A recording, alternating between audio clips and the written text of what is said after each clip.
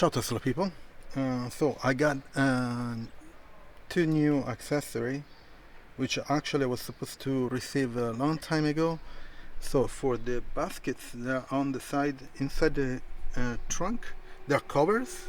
I'm not sure if when I ordered these boxes, um, I ordered the cover.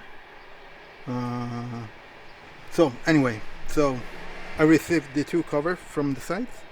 So one goes on the right and one goes on the left.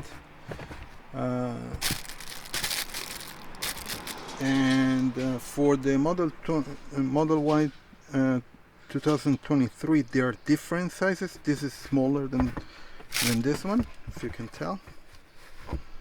Let's see, it's smaller, shorter. So make sure that you order that. And to install it, it's just, you put it on the side here, there, and right here. So it's pretty straightforward. That's it. So nothing in here on the side here. So not too difficult.